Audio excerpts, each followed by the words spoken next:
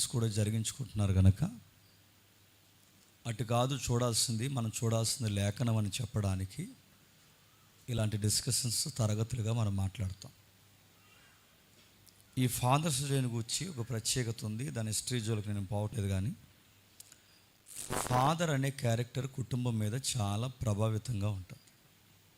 అదొక గ్లోరీ, మహిమ సంబంధమైన పాత్ర, తండ్రి యొక్క పాత్ర. 1950లో కొరియన్ వార్ జరిగింది. ఆ 1950లో కొరియన్ వార్ జరిగినప్పుడు సుమారు 36,500 మంది సైనికులు చనిపోయారు.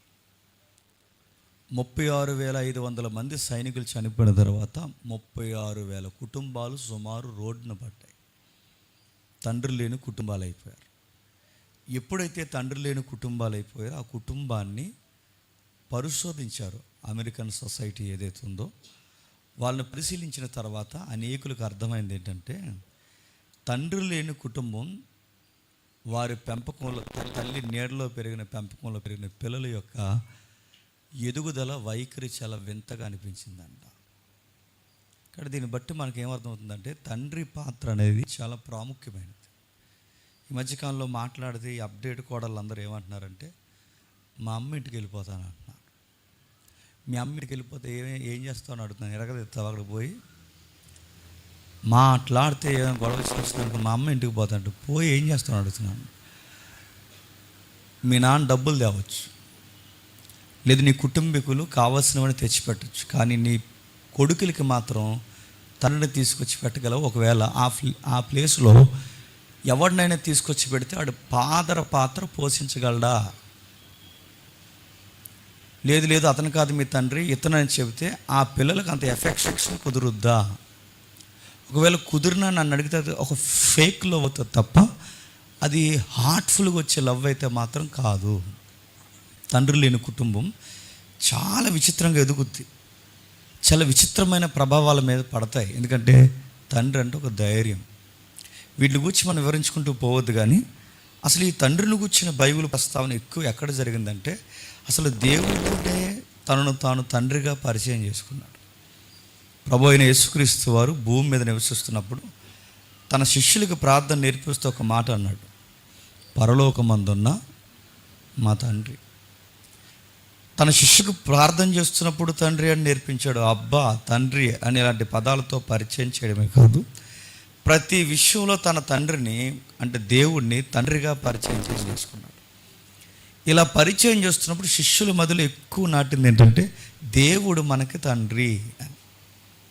ఇప్పుడు బాగా వినండి, బైబిల్ మనం చదువుతున్నప్పుడు కూడా ఆయన గురించి మనకి ఎక్కువ తండ్రి తండ్రి తండ్రి తండ్రి తండ్రి ఫాదర్ అనే పరిచయం ఎక్కువ ఉంది.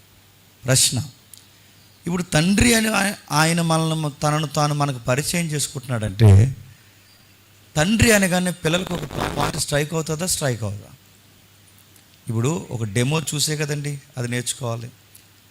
ఇప్పుడు వాళ్ళకి చిన్నప్పుడు అక్షరాలు నేర్పిస్తున్నప్పుడు వాడికి అంత త్వరగా అర్థం అవ్వదు, కూడా వాడికి త్వరగా అర్థం అవ్వదు, అర్థం అవ్వదు, అర్థం అవ్వదు. అప్పుడు ఏం చూపిస్తారు? వాడికి అక్షరాలు అర్థం కావడానికి సింబల్స్ ఏదో ఒకటి. అంటే అంటే అమ్మ అని, అంటే ఆవు అని. ఇప్పుడు వీడు ఆవుని చూసి ఏం నేర్చుకోవాలి? నేర్చుకోవాలి. అమ్మని చూసి అమ్మని చూసి ఏం నేర్చుకోవాలి? మొదట నేర్చుకోవాలి.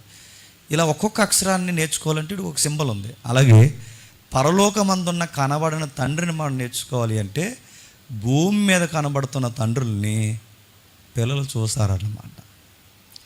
ఈ తండ్రి యొక్క ఇమేజ్, భూమి మీద ఉన్న ఈ తండ్రి యొక్క ఇమేజ్ ఏదైతే వారి మైండ్లో పడుతుందో ఆ తండ్రిని అర్థం చేసుకోవడంలో కూడా ఎంతో కొంత లోపం జరుగుద్ది. నా మాటలు అర్థమవుతున్నాయి లేదు?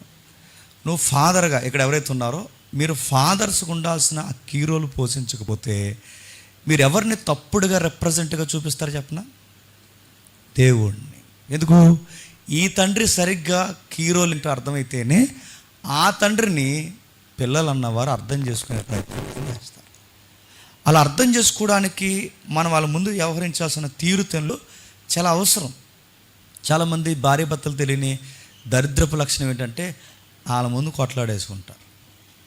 ఒక ఆవిడ సంకటేసుకుని గొడవడేస్తుంది అలా ఆయనతో సంకటేసుకుని గొడవడేస్తుంటే నువ్వు అనుకుంటున్నావు నువ్వు తెంగరబుచ్చి అనాలో మరి ఏమని తెలియదు, కానీ నువ్వు గొడవాడేస్తుంటే ఖచ్చితంగా అబ్జర్వ్ చేస్తారు తెలుసా. మీరు చిన్నపిల్లల ముందు మీరిద్దరూ ఏదో ఒక మాట గట్టిగా అరుచుకోండి, వాళ్ళ ముఖాలు ఎప్పుడైనా మీరు అబ్జర్వ్ చేయండి. వాళ్ళ సైడ్కి చూడడము, పక్కకు చూడడము, కళ్ళు పెద్ద చేసి చూడడము, ఇవన్నీ వాళ్ళు ఖచ్చితంగా అబ్జర్వ్ చేస్తారు. అందుకే ఒకప్పుడు పెద్దోళ్ళకి ఈ విషయాలు తెలుసు. కనుక భార్య భర్తలకు ఎవరికైనా గొడవలు అయితే రే మీరు దూరంగా పోండ్రా అనేవారు. ఇప్పుడు అలా లేదు. వాళ్ళ మధ్యలో ఎట్టు గొడవడేస్తున్నారు, ఆడి మీద ఒట్టు అంటున్నారు. మళ్ళీ ఎవడి మీద ఇలా ఎట్టిన పోరబోక గొడవకు మళ్ళీ ఎవరి మీద ఒట్టు, ఆడి మీద ఒట్టు. ఆడికి అర్థమవుతుంది, మీ ఇద్దరు కూడా పెట్టుకుని నా మీద ఒట్టు వేసేస్తారు ఏంటండి. ఇలాంటివన్నీ నడుతున్నాను. పిల్లల ముందు ఇలాంటి డెమోస్ మనం చూపిస్తే మీరు ఎవరికి తప్పుడు రిప్రజెంట్ కొంటున్నారో తెలుసా, దేవునికి. అందుకే ఫాదర్స్ డే అంటే కవిత్వాలు కాదు, ఫాదర్స్ డే అంటే మేవేవో స్లోగన్స్ చెప్పడం కాదు, ఫాదర్స్ డే అంటే స్టేటస్లు పెట్టడం కాదు. అసలు ఫాదర్ డెఫినేషన్ ఈ సొసైటీకి తెలియదు. ఫాదర్ డెఫినేషన్ చెప్పాలంటే బైబిలే చెప్తుంది. అది ఎలా పోషించాలి, ఎలా వ్యవహరించాలంటే నెగిటివ్ షేడ్స్లో ఉన్న ఫాదర్ రోల్స్ బైబిల్లో రాయబడ్డాయి, పాజిటివ్ వైబ్రేషన్లో రాయబడిన ఫాదర్ యొక్క షేడ్స్ కూడా బైబిల్లో రాయబడ్డాయి.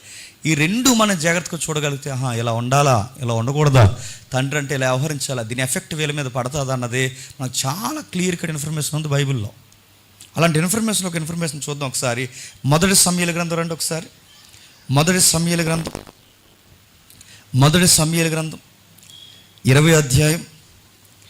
మొదటి సమూయేలు గ్రంథం 20వ అధ్యాయం. మొదటి సమూయేలు గ్రంథం 20వ అధ్యాయం 24వ వచనం నుండి. మొదటి సమూయేలు గ్రంథం 20వ అధ్యాయం 24వ వచనం నుండి. కాబట్టి దావీదు పొలములో దాక్కునెను, అమావాస్య వచ్చినప్పుడు రాజు భోజనము చేయి కూర్చుండగా మునుపటి వలె రాజు గోడ దగ్గరనున్న స్థలం ఉంది తన ఆసనం మీద కూర్చుని ఉండెను. యోనాతాను లేవగా అబ్నేరు సౌలు నద్ద కూర్చొని ఉండెను. అయితే దావీదు స్థలము ఖాళీగుండు. మీకు టెక్స్ట్ ఏమర్థం వచ్చింది చదువుతుంటే?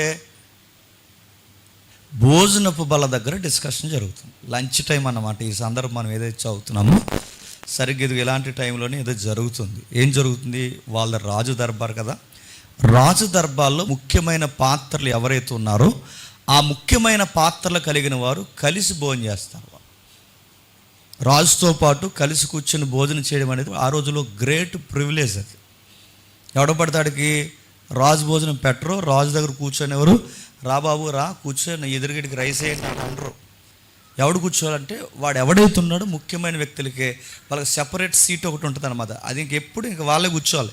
ఈరోజు ఆ సీటు ఖాళీగా ఉందని నేను వెళ్ళి కూర్చోకూడదు, లేదు ఈ సీటు ఖాళీగా ఉందని ఆయన కూర్చోకూడదు. ఎవరి సీటు వాళ్ళకు ఉంటుంది, ఎవరి యొక్క పాత్ర వాళ్ళు పోషించేంత రోల్ అక్కడ ఉంటుంది అన్నమాట. అలాంటి డైనింగ్ టేబుల్ దగ్గర ఒక డిస్కషన్ జరుగుతుంది. అబ్నేర్ ఉన్నాడు, కావాల్సిన వ్యక్తి. కొడుకు ఉన్నాడు, కావాల్సిన వ్యక్తి యోనాతాను. కింగ్గా ఎవరున్నారు? సౌలు ఉన్నాడు. సరిగ్గా లంచ్ ఏం జరుగుతుంది? సౌలు యొక్క ఫోకస్ ఎప్పుడు ఎవరి మీద ఉంటుందండి?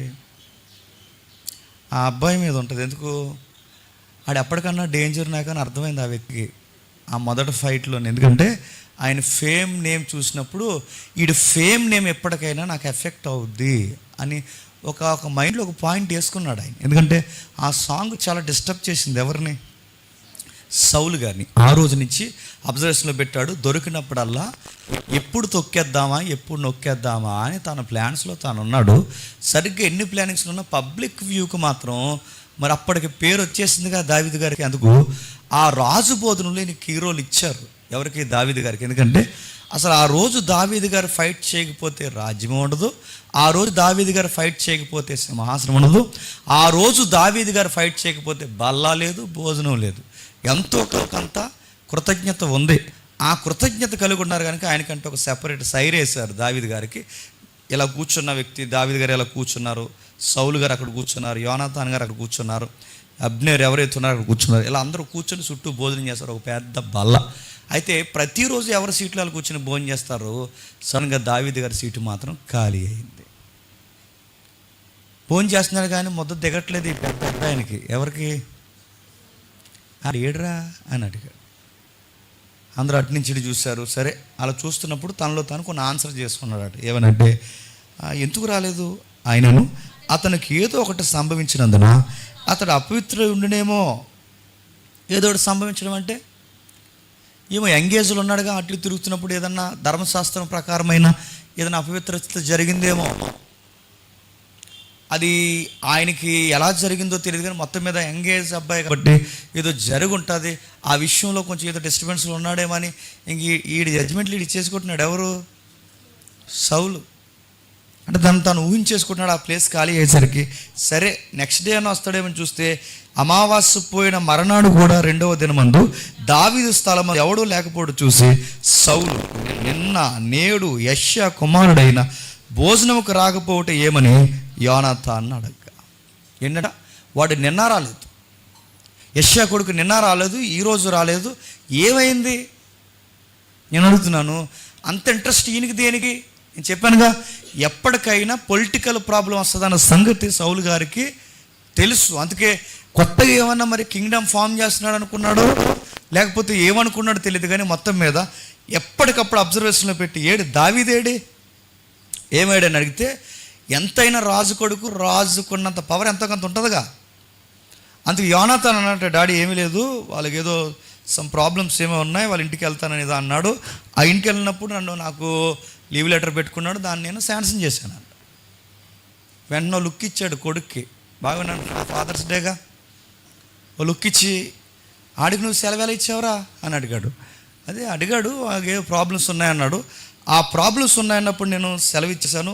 సరే నీ వర్క్స్ అన్ని చూసుకునిరా ఫ్రెండ్ అని చెప్పి నేను దావీదు గారిని పంపించాను డాడీ అనగానే తిక్కలు కోపం వస్తుందండి. ఎవరికి? సౌలు గారికి కోపం వస్తూ వచ్చింది. ఆ వచ్చినోడు ఏమన్నాడు చూడండి, ఆ వచ్చినోడు ఏమంటున్నాడు ఒకసారి చూద్దాం. 29 దయచేసి నన్ను పొమ్మని పట్నములు మా ఇంటి వారు బలి అర్పింపబోచున్నారు, నువ్వు రావాలని నా సహోదరుడు దావీదు నాకు ఆజ్ఞాపించిన కనుక నీ దృష్టికి నేను దయ పొందిన వాడినైతే నేను వెళ్ళి నా సహోదరుని దర్శించినట్లు నాకు సెలవిమ్మని బతిమాలుకొని నా యొద్ద సెలవు తీసుకొనెను. అందు నిమిత్తమే అతడు రాజు భోజనపు బల యొద్దకు రాలేదని సౌలుతో చెప్పగా సౌలు యోనాతాను మీద బహుగా కోపపడి, సరిగా చదువు, ఆగడగొట్టుదాని కొడుగా అన్నాడు. కొన్ని మూలాలు ఏముంటాయి చెప్పిన, అదో రకమైన బూత్ అది. మీ అమ్మ తేడారా అన్నాడు. ఎవరిని ఇంకా అడగండి డీటెయిల్గా, తేడా దానికి పుట్టావు నువ్వు అన్నాడు. ఎవరు? భోజనం వాళ్ళ దగ్గర ఒక ప్రధానమంత్రి, సైన్యాధిపతులు, వడ్డించేవాళ్ళు, వర్కర్స్ అందరూ చూస్తుండగా కొడుకుని ఏమన్నాడంట? ఆగడగట్టు దాని కొడక అన్నాడు. నేను ట్రాన్స్లేషన్ చేద్దాను కానీ లైవ్ వెళ్తుంది. అదో రకమైన తిట్టాడట. ఎవడరా నిన్ను సెలవిమ్మన్నది? నీ అబ్బ జాగీరని ఇచ్చేసిన వాడికి సెలవు అని అనున్నాడేమో. నీకెవడిచ్చాడు పర్మిషన్? వాడికి నువ్వు పర్మిషన్ ఇవ్వడం ఏంటి? వాడు ఊరు వెళ్ళడం ఏంటి? వాడు బలి నైవేద్యాలు అప్పించడం చంపి పడవుతాను అందరిని అన్నాడంట. ఇంకా మాట చెప్పాలంటే ఈటి ఇసిరాడట. ఇలా ఈటి ఇసిరి చంపేస్తానేమనుకున్నావా అన్నాడు. ఆ కోపంలో తన కొడుకుని, అంటే తన తర్వాత ఎవరి కోసమైతే ఎక్కువ ఆలోచిస్తున్నాడో తన కొడుకు, తన తర్వాత తన కొడుకే రాజు, అలాంటి రాజు కావాల్సిన కొడుకే ఈటి ఇసిరేసాడట. చంపేస్తానేమో, అసలు నిన్ను కదరా మీ అమ్మ నువ్వు తేడారా అన్నారట. నేను అడుగుతున్నాను, ఇలాంటి తిట్లు పబ్లిక్ ముందు కొడుకుని చూస్తుండగా చెయ్యంత ఎత్తొచ్చిన కొడుకుని ఈ తండ్రి ఎలా తిడుతున్నాడంటే ఆ తండ్రి గురించి యోనాతాను మైండ్లో ఏ పాయింట్ పడుతుంది చెప్పండి? వీడు ఒక అగ్లీ ఫాదర్ అనుకుంటాడు చెప్పండి? ఖచ్చితంగా అనుకుంటాడు. నీచమైనోడు, పనికి మాలినోడు, నన్ను చంపాలనుకున్న సొంత కొడుకుని నన్నే చంపాలనుకుంటున్నాడంటే వీడు ఒక ఫాదరా? ఫాదర్స్ డే వచ్చేసరికి స్టేటస్లు పెట్టాడు కాదు. ఫాదర్స్ డే వచ్చేసరికి daddy I love you, son I love you too much అని పెట్టుకో. మీ ఇద్దరు నడుతున్నాను, అప్పుడప్పుడు మీ యొక్క జ్ఞాపకాలు తెర మీద తెచ్చుకోండి. ఆ నీడి తిడతాడు, ఈ డాని తిడతాడు. కొంతమంది కొడుకులు తండ్రిని తిడతారు తెలుసా? తాగుబోతే అంటారు. ఎవరిని? వాళ్ళ నాన్నే. ఎద్దుకు పుట్టి ఇలా నాశనం అయిపోయాను అంటాడు వాళ్ళ నాన్నే.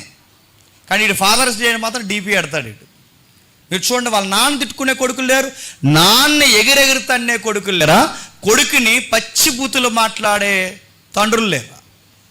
అందుకే చూడండి, యోనాతాను యొక్క మైండ్లో బ్యాడ్ ఫాదర్గా మిగిలిపోయింది ఎవరు తెలుసా? సౌలు. ఎందుకు మిగిలిపోయి చెప్పిన, ఒక సమస్య వచ్చినప్పుడు కొడుకు ముందు డీల్ చేయడం ఆయనకి రాలేదు. ఒక సమస్యని ఎలా డీల్ చేయాలో ఫాదర్గా ఆయనకి అర్థం కాలేదు, అన్ఫిట్ అయిపోతున్నాడు. ఉక్రోషం, కొన్నిసార్లు కోపాల్లో తల్లిదండ్రులు ఏమనుకుంటారంటే వాళ్ళని కంట్రోల్లో పెట్టడం అంటే కళ్ళెర చేయడం అనుకుంటారు. కళ్ళెర చేయడం, నోరు పెద్దది వేపడం, బెత్తం తీయడం, గట్టు కొట్టడం, గోడకేసి జారేసేయడం. ఆ మధ్యకాలంలో ఫాదర్స్ డే, నేను ఎప్పుడు లాస్ట్ ఇయర్ చూశాను, ఫాదర్స్ డే స్పెషల్ వీడియో అని పెట్టారు. ఫాదర్స్ డే స్పెషల్ వీడియో తెలుసుకున్నా, ఆడిని ఇలా పట్టుకుని, ఆ ఏజెన్సీ గొడవ అనుకుంటా, ఆడిని ఇలా పట్టుకుని తీసుకెళ్ళి, ఆడు స్కూల్కి వెళ్ళలేదంట, ఆడిని ఇలా పట్టుకుని తీసుకెళ్ళి అక్కడ పెద్ద కుళ్ళుగొయ్యి ఉంది, ఆ గోతులో పడేశాడు. హ్యాపీ ఫాదర్స్ డే అన్నారు, అంతే. అందులో పడేస్తాడు. వాళ్ళ నాన్న ఆడికి ఎంత కోపం వచ్చాడు. నేను మొన్న మధ్య ఒక సన్నివేశం చూశాను. లేక పుట్టాడు ఆ కొడుకు, లేక పుట్టాడు. వాడి గురించి ఎంత ఏడ్చారో. ఆ లేక పుట్టిన కొడుకు మేము ఇంకా చూస్తుండగా వాళ్ళ నాన్న వాడైతే చెప్పిన మాట వినలేదని వాడి మీద కాలు ఎత్తేసాడు. కొడుకు ఏడు అంటున్నాడండి, కాలు ఎత్తుతున్నాడు. ఆ కాలు కాడ దొరకలేదు, కానీ తంతే ఆడికి ఏ ఇనుపో సిరిగిపోను. మీరు చూసారా?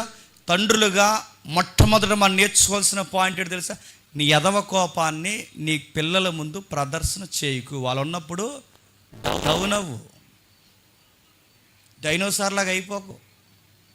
వాళ్ళు ఉన్నప్పుడు మీ ఇష్టానుసారంగా మాట్లాడుకోకండి. వాళ్ళు చూస్తారు, అబ్జర్వ్ చేస్తారు. నువ్వెందుకంతే నువ్వు బూతులు మాట్లాడితే నువ్వు ఎవరికి ప్రతినిధిగా ఉన్నావో తెలుసా? నువ్వు కోపంగా చూస్తే నువ్వు ఎవరికి ప్రతినిధిగా ఉన్నావో తెలుసా? దేవునికి. బైబిల్ పదే తండ్రి పరలోకమందున తండ్రి, పరలోకమందున మా తండ్రి అని బైబిల్ పరిచయం చేస్తే, తండ్రి అనగానే ఆల్రెడీ వాడికి ఒక ఇమేజ్ ఫామ్ అయి ఉంటుంది. తండ్రిని పరిచయం చేస్తున్న బైబిల్ ఇప్పుడు తండ్రిని ఆయన అర్థం చేసుకోవడానికి ముందు తండ్రిగా నువ్వు కనబడతావు. ఇప్పుడు ఈ ఇమేజ్లోంచి ఆ ఇమేజ్ నాడు ఎలా అర్థం చేసుకుంటాడు? దేవుడికి కోపం అంటే మా నాన్నకలాగా ఉంటాడు అనుకుంటాడా వాడు? దేవుడికి ఇదిగో ఆయన ఇలాంటి పదాలు ఉపయోగిస్తాడంటే నీవు ఉపయోగించిన అలాంటి పదాలు ఆయన ఉపయోగిస్తున్నాడు అనుకుంటాడు వాడు? వాడికి తండ్రి అనే పాత్ర వాడికి సరిగ్గా అర్థం కాకపోతే ఆ తండ్రిని వాడు ఎలా అర్థం చేసుకోడు? అందుకే లెక్క ఎవరిని అడుగుతాడో లేదో నాకు తెలియదు, కానీ నీ కొడుకులు డిస్టర్బెన్స్ అయితే ఫారగా నువ్వు పోషించాల్సిన పాత్ర నువ్వు పోషించలేదని ఖచ్చితంగా తండ్రుల్ని అడుగుతాడు. చాలామంది మీరు చూడండి, తల్లిదండ్రులు కొడుకులతో కమ్యూనికేషన్ మెయింటైన్ చేయాలి. అలా ఆయన కమ్యూనికేషన్ మెయింటైన్ చేయమారని చెప్పి కలిసి కూర్చొని తాగేకండి. ఈ మధ్య ఇదొక పోరంబోక పని వచ్చింది.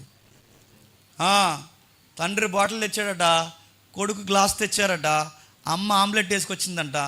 ఏం పనులు రా అని అడిగితే అన్నారట, ఫ్రెండ్లీ ఫ్యామిలీ రా అన్నారట. ఇది కమ్యూనికేషన్ కాదు, చెప్పండి, కంపు. ఇది పనికొచ్చే విషయ వాతావరణం కాదు, పనికి మాలిన యాసాలంటారు దీన్ని. మళ్ళీ చెప్తున్నాను, వాళ్ళతో కాంటాక్ట్ అవడం అంటే మన విలేజ్ కల్చర్లో మీరు ఎప్పుడైనా గమనించారా? నాకు తెలిసిన కల్చర్ నేను చెప్తున్నాను.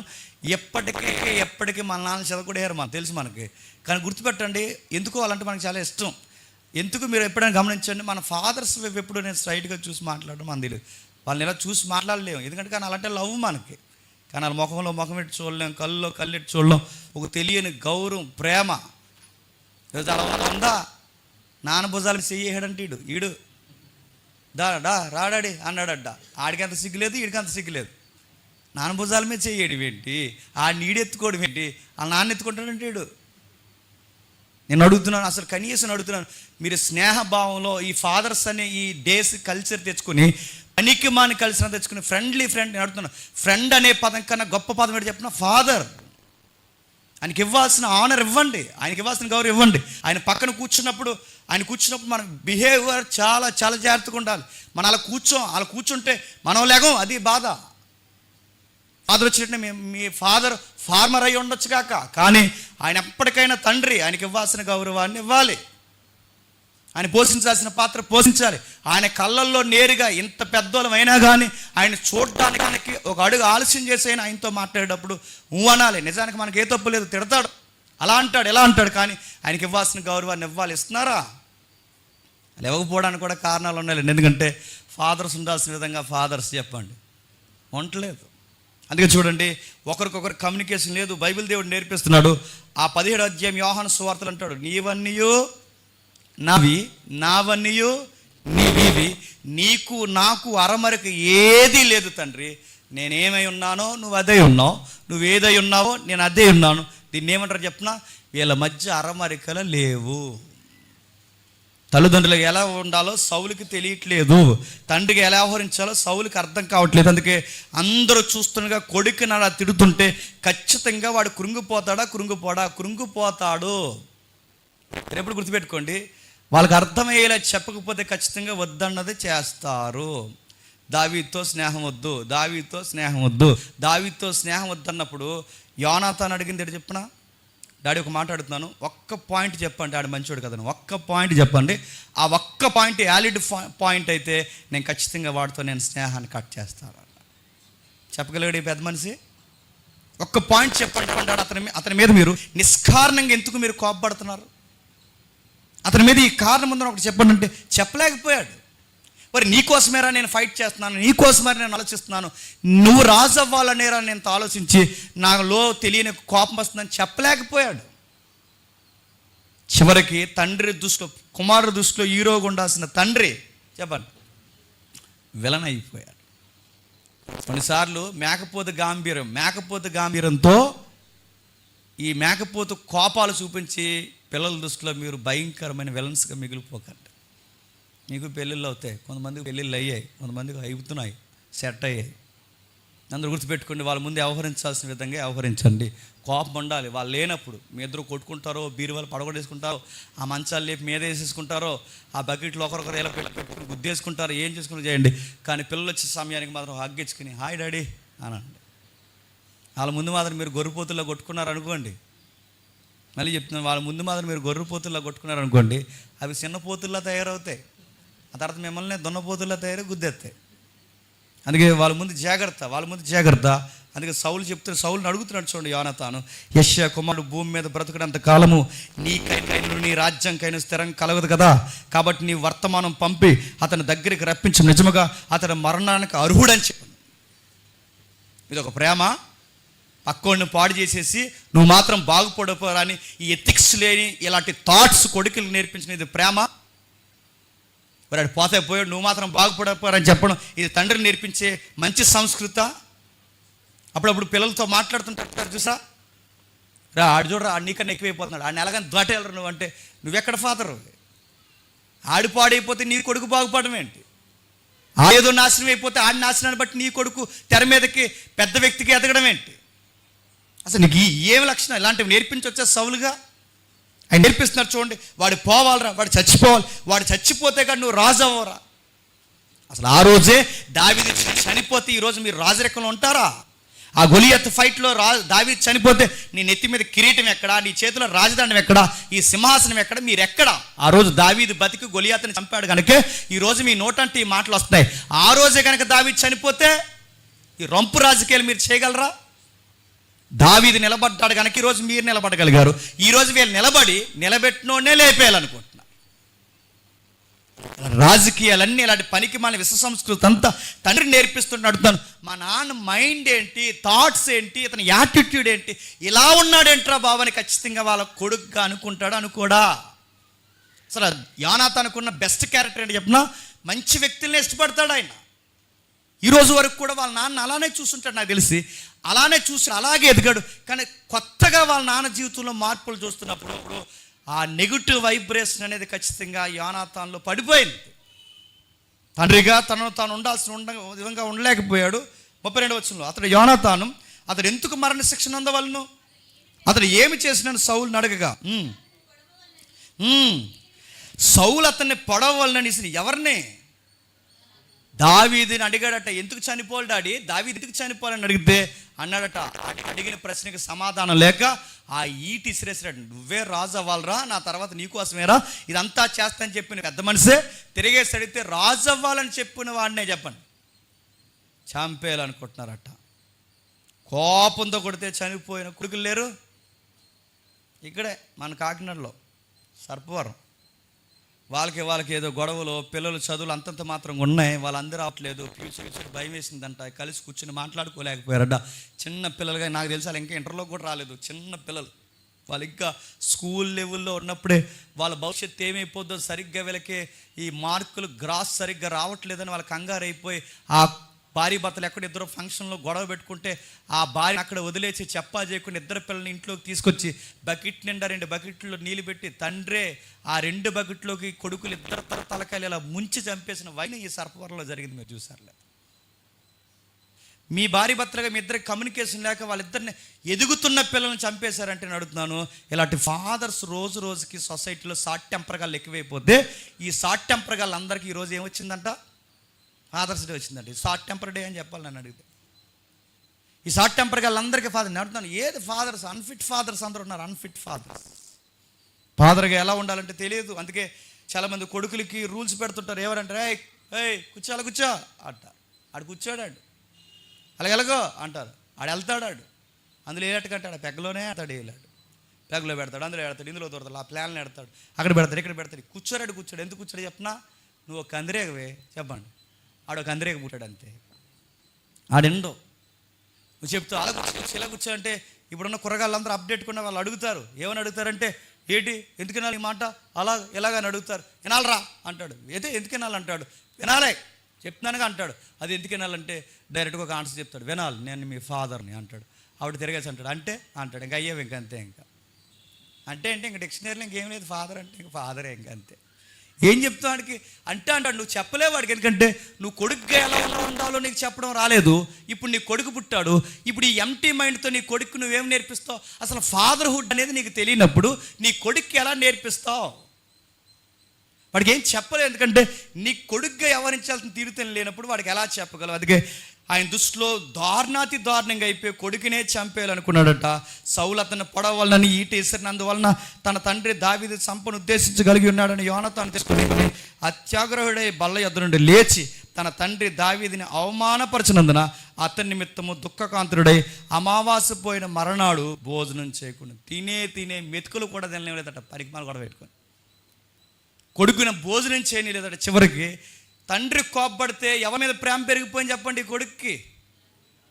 అది ఎవరి కోసమైతే వీళ్ళిద్దరికి గొడవ అవుతుందో మధ్యలో చెప్పండి, ఎవరికొకరి కోసమైతే ఇద్దరికి మధ్యలో గొడవ అవుతుందో ఆ మూడో వ్యక్తి మీద ప్రేమ పెరిగిపోయిందండి. ఎప్పుడు గుర్తుపెట్టుకోండి, నీ బాధ ఏంటో నీ ఇబ్బంది ఏంటో తల్లిదండ్రులుగా వాళ్ళకి అర్థమయ్యేలా చెప్పకపోతే నువ్వు ఎవరిని వద్దన్నావు వాళ్ళనే ఖచ్చితంగా ప్రేమిస్తారు వాళ్ళు. అప్పుడప్పుడు మీరు చెప్పండి, మరి ఆడితో వద్దురా, ఏ పిల్ల ఆడిని ప్రేమించకని చెప్పండి, ఆడనే ప్రేమిస్తుంది. ఎందుకు? నువ్వు చెప్పేలా చెప్పు వాళ్ళకి. ఆడితే ఎల్లకి ఆడి పూరి కూడా కొండవు, ఆడితే ఎల్లకి ఆడి పాసిట్లు కూడా కొనలేడు, ఆడో సన్యాసేదవా అని అర్థమయ్యేలా చెప్పాడుగా. అలా చెప్పవు నువ్వు నేను రాజునైతే నువ్వు రాణి రాజుగారి కూతురు, నువ్వు ఆ ఎదవతో వెళ్ళడం ఏంటని ఇలా ఈ టైప్ బిల్డప్ ఇచ్చి చంపేతను ఏమనుకుంటున్నావు?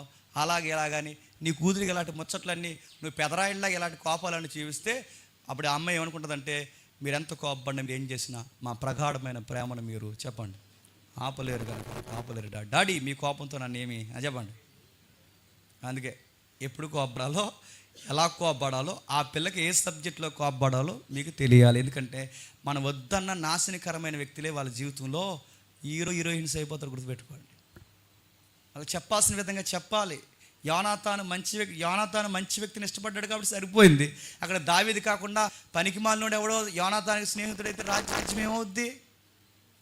మరి మీ నాన్న నిన్నే చంపాలనుకున్నాడు రా, నన్ను చంపాలనుకుంటున్నాడు, వీడు ఎలాగుంటే అందరిని చంపేసేలా ఉన్నాడు. పని చేద్దాం చెప్పండి, మన ఇద్దరం కలిసి గచ్చి చేద్దాంరా, సగం నీకు నాకు సగం నాకని ఎవడైనా బోడి సలహాలు ఇస్తే లేపేరా? ఇంకో మీ నాన్న నన్ను ఎడదీసేలా ఉన్నాడో ఏం చేద్దామంటే అప్పుడు ఆ అమ్మాయి అందంట, ఏముంది మెడికల్ షాపులో నిద్రమాత్రలు వెళ్తాయి అందంట. ఏం చేస్తావే నిద్రమాత్రలు కలిపేసి తలగడికి నొక్కేద్దేమో. మీరు చూసారు లేదో వార్తలు, ప్రియుడి ఇంటికి వచ్చినప్పుడల్లా వాళ్ళ అమ్మ అడిగిందంట, ఏంటి ఈ పనులు ఏంటి, ఆడు షాపింగ్ వెళ్ళి తిరుగుతున్నావు, ఆడు బండి మీద తిరుగుతున్నావు, ఇవన్నీ చేస్తున్నావు, మళ్ళీ ఆడు ఇంటికి వస్తున్నాడు, ఎందుకు ఇవన్నీ అవసరం అని అడిగితే వాళ్ళ అమ్మనే ఆ ప్రియుడు ఈడు కలిసి సున్నీతో బిగించి చంపేసి శవం పక్కనే సరసలు ఆడుకున్నారంట. ఎంత ప్రేమో చూస్తున్నారు ఈ వార్తలన్నీ. చెప్పాల్సిన విధంగా వాళ్ళకి చెప్పకపోతే నెగిటివ్ రోల్స్ వాళ్ళు ఏమనుకుంటారు చెప్పినా హీరోయిజం అనుకుంటారు వాళ్ళు. అందుకే దావీదుని గురించి అర్థమయ్యేలా చెప్పలేకపోతే సమస్యను డీల్ చేయడం ఆయనకి రాలేదు. చివరికి తన కొడుకు దృష్టిలో భయంకరమైన ఉగ్రవాది స్వభావం కలిగిన వ్యక్తిగా మిగిలిపోయి వాళ్ళ నాన్న ముందు కనీసం అన్నం కూడా తినలేకపోయాడట. ఎఫ్సీ పత్రిక 6వ అధ్యాయం, త్వరగా ఎఫ్సీ పత్రిక 6వ అధ్యాయం, 4వ వచనం చూడండి. ఎఫ్సీలకు రాసిన పత్రిక 6వ అధ్యాయం 4వ వచనం.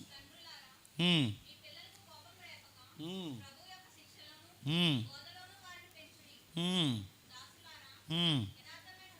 ఏంటట? వాళ్ళకి ఏమి రేపొద్దు? కోపము రేపక. ఇక్కడ ఇక్కడ ఏం జరిగింది? యోనాతానికి కోపం ఎవరు రేపారు చెప్పండి, చెప్పాలి. దావీదా? యోనాతాన్ లవరా? ఎవరు లేపారు చెప్పండి? యోనాతానికి కోపం రేపింది ఎవరు చెప్పిన? తండ్రులారా. ఆ తండ్రే యోనాతానికి కోపము రేపాడు. ఎమోషనల్గా టచ్ చేశాడు, మానసికంగా కృంగదీశాడు, తన మనస్సును కకలావికలమయ్యేలా తండ్రే టచ్ చేశాడు. చెప్పాల్సిన విధంగా కమ్యూనికేషన్ చేయాల్సిన విధంగా చేయకపోతే పిల్లలు మానసికంగా కృంగిపోతారంట. అందుకే తండ్రులారా, మీ పిల్లలకి కోపము రేపక. రేపేశాడు ఆ మనిషి. మరి ఎలా చెప్పాలి? అర్థమయ్యేలా చెబితే మన కోసం చచ్చిపోయేంత స్థితికి మన పిల్లలు ఎదుగుతారు. ఒక ఉదాహరణ చెబుతాను వినండి. అబ్రహాం ఇస్సాకు తెలుసు కదా. అబ్రహాం ఇస్సాకు సందర్భం మీకు తెలుసు. నేను టూకీగా అవుట్లైన్స్ చెప్తాను వినండి. అబ్రహాం ఇస్సాకు సందర్భం అని చదువుతున్నప్పుడు అబ్రహాం గారిని దేవుడు అడిగాడు. ఆయన ఈయనకి తండ్రి, ఈయన ఇస్సాకుకు తండ్రి. ఆ తండ్రి ఈ కొడుకుని అడిగితే ఈ తండ్రి ఈ కొడుకుని తీసుకుని వెళ్ళాడు. దేనికి? బలి ఇవ్వడానికి. ఆ తీసుకుని వెళుతుండగా 3 రోజుల ప్రయాణం, అంత దూరం వెళ్ళిపోయారు. ఆ ప్రయాణం వెళ్ళిపోయిన తర్వాత జరుగుతుంది, ఆ కొడుకుని కట్లు మోయమంటున్నాడు. ఆ కట్లు మోసిన తర్వాత పైకి తీసుకెళ్తున్నాడు. ఆ పైకి తీసుకెళ్ళి అప్పుడు క్వశ్చన్ అడిగాడు వాళ్ళ అబ్బాయి ఇస్సాక్ గారు. డాడీ అన్నీ ఉన్నాయి, గొర్రె పిల్ల లేదని అడిగినప్పుడు వాళ్ళ డాడీ కనుసైగలతో మాట లేకుండా ఆ గొర్రె పిల్ల నీవే అన్నప్పుడు ఆ అబ్బాయి ఏం చేశాడు చెప్పండి? మాట విన్నాడా? వినలేదు? విన్నాడు. నీకు వయసు అయిపోయి శాతస్థం భక్తి ఎక్కువైపోయింది, పరలోకమందున్న తండ్రి నరబలు అడుగుతాడా? అసలు ఏంటి నీ భక్తి ఏంటి? అసలు ఎలా పట్టుకుంటా నన్ను పట్టుకో చూద్దాం అన్నాడా? కానీ వాళ్ళ నాన్న మాట వింటున్నాడంటే అబ్రహాం ఎలా కమ్యూనికేట్ అవుతున్నాడు ఒకసారి మీరు చూడండి. ప్రాణాలు పోవడానికి కొడుకు రెడీ అవుతున్నాడంటే వాళ్ళ మధ్య ఉన్న ఆ బంధం ఎంత సున్నితంగా చక్కగా కొనసాగుతుందో చూడండి. బహుశా ఎలా అంటాడేమో, డాడీ మీకు ఒక విషయం చెప్పాలి, ఆ తండ్రి చిత్తం నెరవేర్చడానికి మీరు అల్లాడిపోతున్నారు, ఈ తండ్రి చిత్తం నెరవేర్చడానికి ఈ కొడుకుగా నేను చచ్చిపోవడానికి రెడీ తండ్రి అంటాడు. ప్రశ్న అడుగుతుందని చెప్పండి, మన కోసం చచ్చిపోయేంత కొడుకులు ఉన్నారంటారా? మా నాన్న కోసం చచ్చిపోదాం అనుకుంటున్నాండి ఇవాళ అని వాళ్ళు ఉన్నారా? నాన్న చంపేస్తున్నారు. BMW కారు కొంటావా చచ్చిపోమంటావా అన్నాడు. నేను కొనలేను అన్నాడు. ఆడు చచ్చిపోయాడు. నడుతున్నాను. మన కోసం చనిపోయే కొడుకులు లేరు. వయసు మళ్ళిన తండ్రులకి అంది రాకపోతే ఎప్పుడు పోతారని గోతికాడ నక్కల్లాగా ఎదురు చూసే కొడుకులు లేరు. ఆస్తులు పంపకాలు ఇంకా చేయడేంటి, నువ్వు చేస్తావా చేయవని ఇంకా 5-6 సంవత్సరాలు 10 సంవత్సరాలు బతకాల్సిన తండ్రిని ఇప్పుడే చంపేసి అన్నదమ్ములు లేరు. వాళ్ళ కాలు చేయి ఆడకపోతే వాళ్ళని చంపేసి నడుతున్నాను. మన కోసం చనిపోయేంత కొడుకులు లేరు, మన కోసం చనిపోయేంత పిల్లలు లేరు. అందుకే చూడండి, అబ్రహాం గారు ఇస్సాకు గారి యొక్క నేపథ్యాన్ని మనం చూస్తున్నప్పుడు ఆ కొడుకు చనిపోతున్నాడు తండ్రి కోసం. తండ్రి నేను చనిపోతాను నీ కోసం, వేది నెరవేర్చమంటే నువ్వు కట్లు మోయమంటే కట్లు మోస్తాను, కత్తి ఎత్తుకోమంటే కత్తి ఎత్తుకుంటాను, కత్తి చేత నడుగుతున్నాను అంటే మౌనంగా ఉంటాను, ఏం చేయమన్నా నేను చేయడానికి రెడీ రెడీ రెడీ డాడీ అంటాడు. నువ్వు చేయడానికి నీ కొరకు తండ్రి ఎప్పుడు అడిగాడు? పరలోకమందున దేవుడు నిన్ను ఎప్పుడు అడిగాడు నాకు తెలియదు, నువ్వెప్పుడు మాట ఇచ్చావు నాకు తెలియదు, ఇంత వివరణ నేను అడగను. నువ్వు కూర్చోమంటే కూర్చుంటాను, లెగమంటే లెగుస్తాను, నువ్వు ఏది చేయమంటే చేస్తాను, ఎక్కడి నుంచి దూకరంటే దూకుతాను, అరే నీ తలకాయ నరికేస్తాను, నరికి తండ్రి అంటాడు. ఇలాంటి ఫాదర్స్ ఏరి, ఇలాంటి కొడుకు లేరు అడుగుతాను. ఇలాంటి కొడుకు లేరు, ఇలాంటి తండ్రులు లేరు.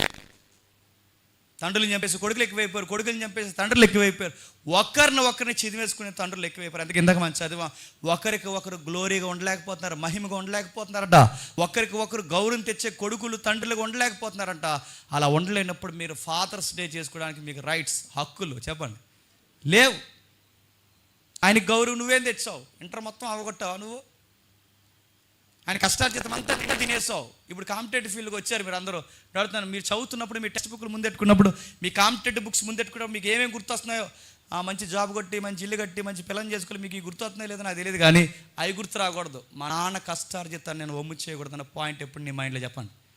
తిరగాలి. నాన్న కష్టపడ్డాను, చదివించాడు, రూపాయి దాచాడు. ఈరోజు ఆయన కష్టపడి చదివించే వాళ్ళు ఈరోజు ఎంత ఎత్తుకొచ్చాను, ఆయన కొరకు ఎలాగైనా సరే నేను ఉద్యోగం కొట్టాలని నీకు ఎప్పుడైనా అనిపిస్తుందా? నీకు ఫాదరే గుర్తురాడు.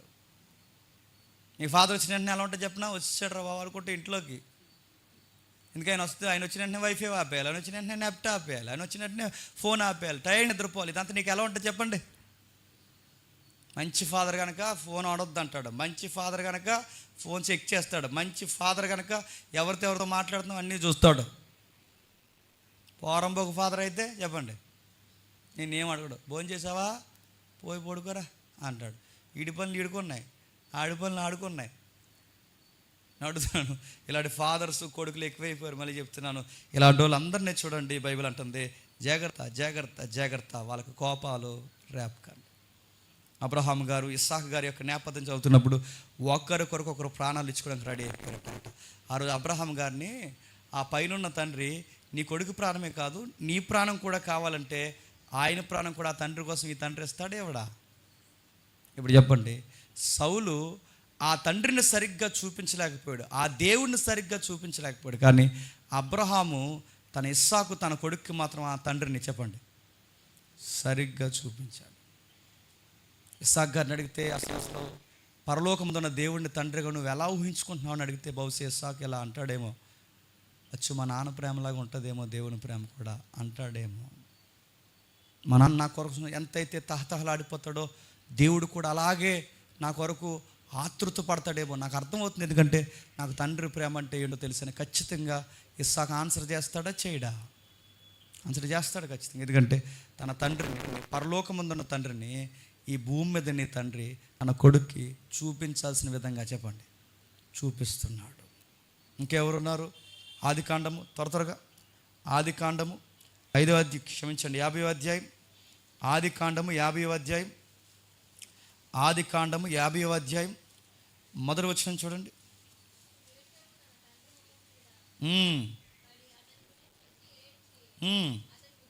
మీరు చదవండి ఎదుగు మీద.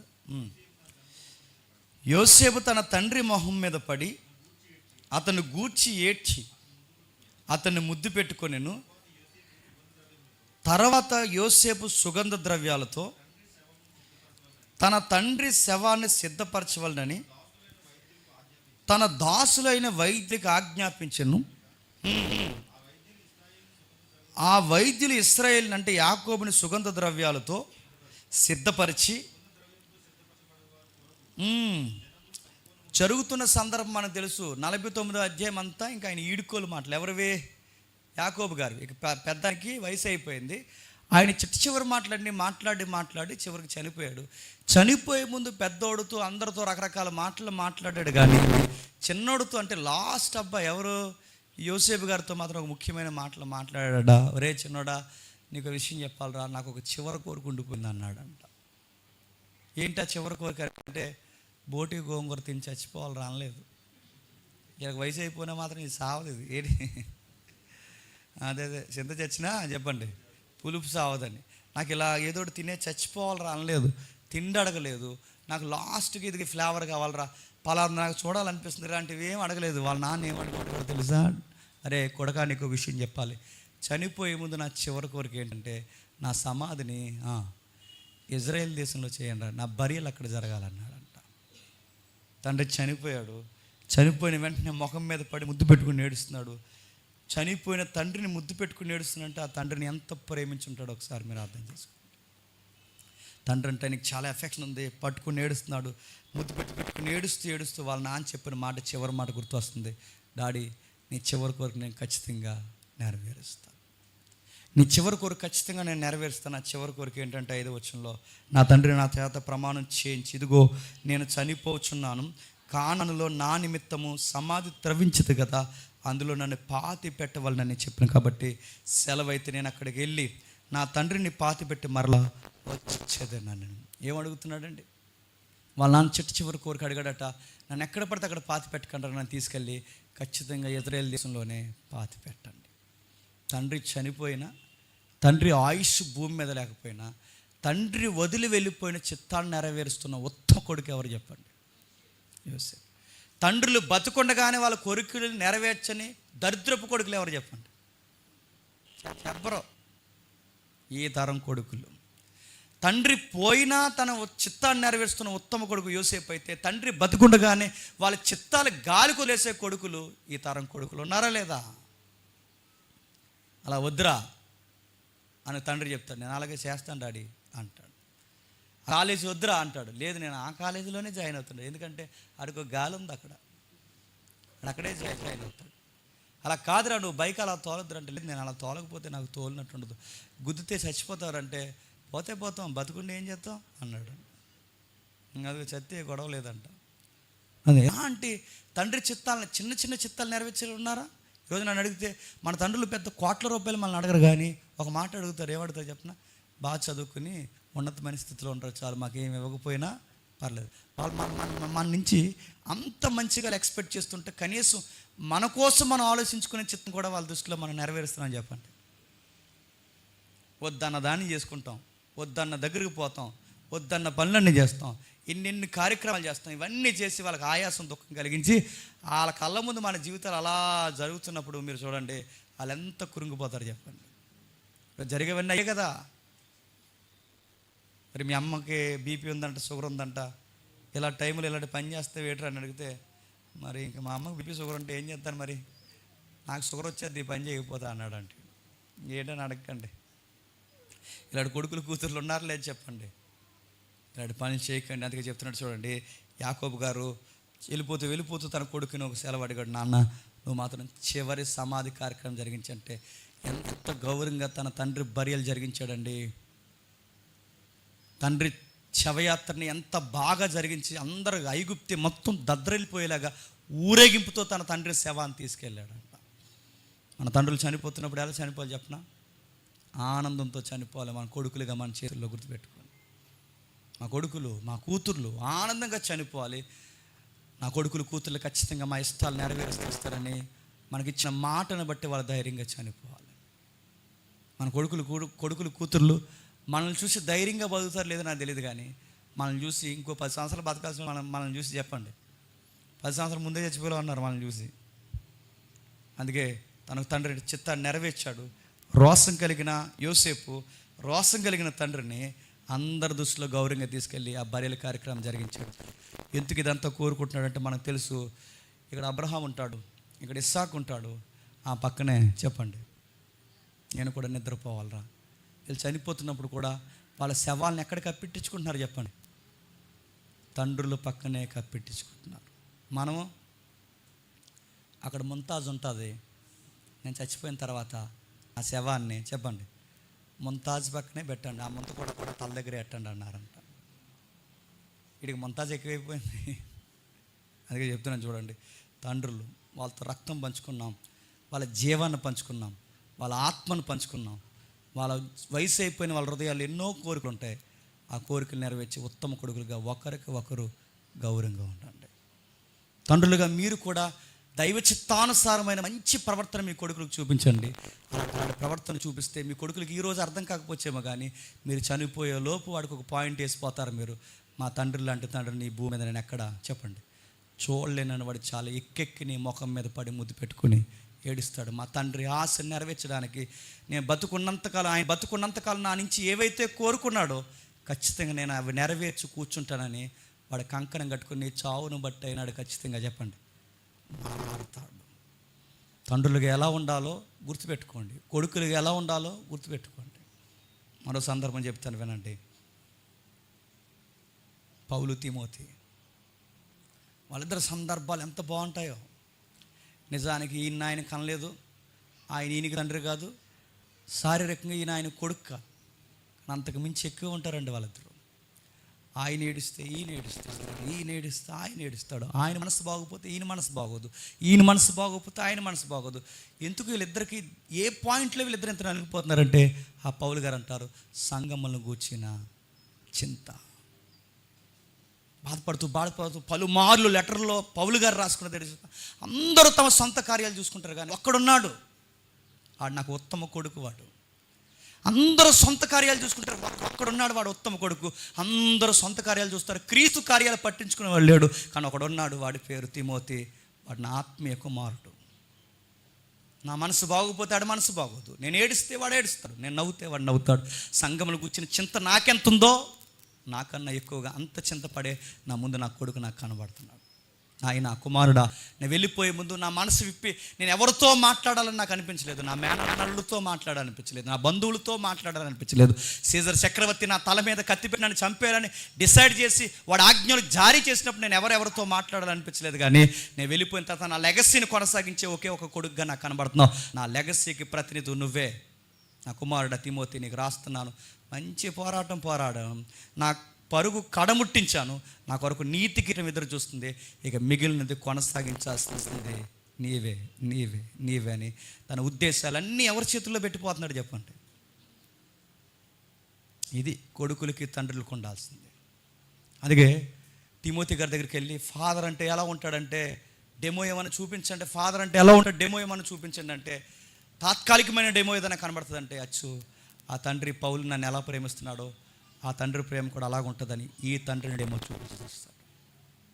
మనం ఇంట్లో తండ్రులుగా ఉన్నామంటే అలా తిరుగుతున్నామంటే ఎవరి తరపున తిరుగుతున్నామో తెలిసి ఇంట్లో దేవుడికి ప్రతినిధులుగా తిరుగుతున్నాం, గుర్తుపెట్టుకోండి.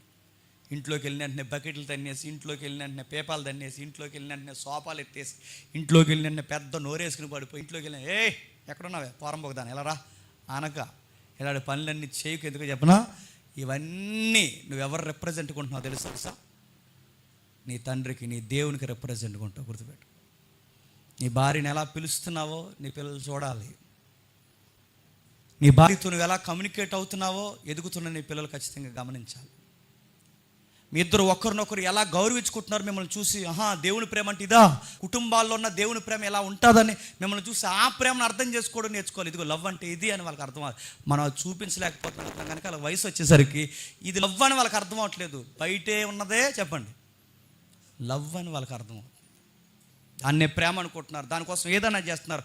ఇదే ప్రేమ అని వాళ్ళు అది అర్థం చేసుకున్నారు. తండ్రి ప్రేమగా మీరు ఇవ్వలేకపోయారు, కొడుకులు ప్రేమగా మీరు చూపించలేకపోయారు. బయట అదే ప్రేమ అనుకుని ఆ కవుల కోసం కోరుకుని చచ్చిపోతున్నారు. మిమ్మల్ని అడుగుతున్నాను, మళ్ళీ చెప్పండి. తప్పిపోయిన కుమారుడు విషయం కానీ, పౌలు తిమోతి విషయం కానీ, అబ్రహాము ఇస్సాకు విషయం కానీ, యాకోబు యోసేపు విషయాలు కానీ, ఈ ఉత్తమ కొడుకులు తండ్రులు మీరు చూడండి, వాళ్ళ క్యారెక్టర్స్ ఎప్పటికీ మనకు రోల్ మోడల్గా కనబడతాయి. మీరు చూడండి, ఒకరికొకరు ప్రతినిధులుగా తిమోతికి సంఘాలు అప్పగించి నేను వెళ్ళకపోయినా పర్లేదు, వాడు ఉంటే చాలు మొత్తం నెరవేరుస్తాడని ఒక నమ్మకమైన యోధుడిగా ఇప్పుడు తన కొడుకుని చూసుకున్నాడంట. పర్సనల్ లెటర్స్ రాసి, నాయన తిమోతి మరి సందే ఎలా అవుతుంది ఏంటి జాగ్రత్త, సాయంత్రం నేను అకౌంట్ నెంబర్ పంపిస్తాను, అలాగే నెంబర్లో వేసే, మిగిలిన డబ్బులు ఏవైతున్నా మరి జాగ్రత్తగా తెచ్చే, ఎవడికి చెప్పకు, మనం ఒక అకౌంట్ మెయింటైన్ చేద్దాం అన్నాడా? సేవలు ఇలాంటివన్నీ నేర్పిస్తే అని మళ్ళీ చెప్తున్నాను, మన కొడుకులు కుండాకూరల కన్నా కుండాకూరలు అయిపోతారు. మళ్ళీ చెప్తున్నా, అయిపోరు, ఖచ్చితంగా అయిపోతారు.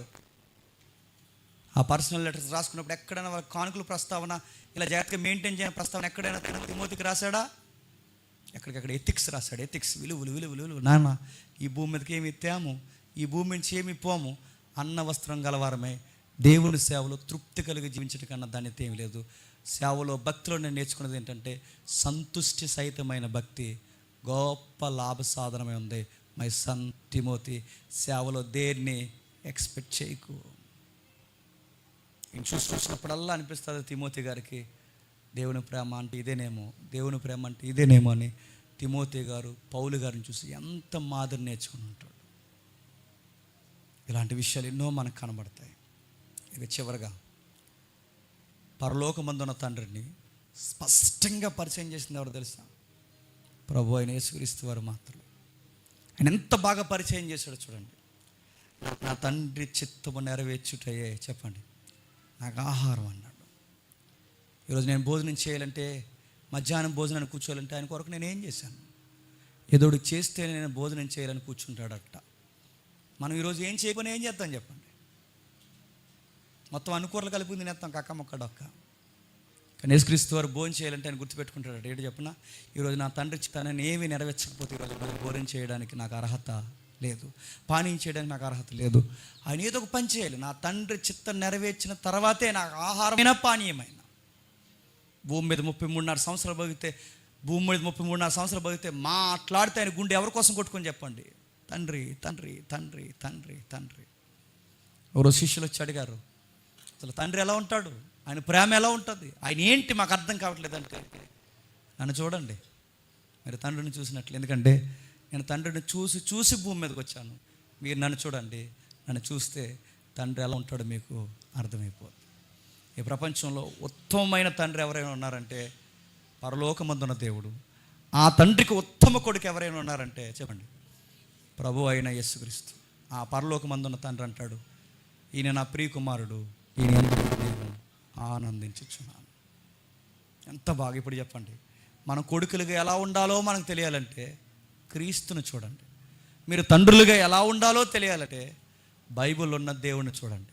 ఆయనకి ప్రతినిధులు ఉన్నామన్న సంగతి తండ్రులుగా మర్చిపోకండి. కొడుకులుగా క్రీస్తుకు మాదిరిగా ఉన్నామన్న సంగతి మర్చిపోకండి. ఎప్పుడైతే ఈ ఎథిక్స్ మనం ఫాలో అవుతామో అప్పుడు పెట్టండి స్టేటస్ క్రిస్టియన్ ఎథిక్స్లో ఏమని, హ్యాపీ చెప్పండి ఫాదర్స్ డే అని.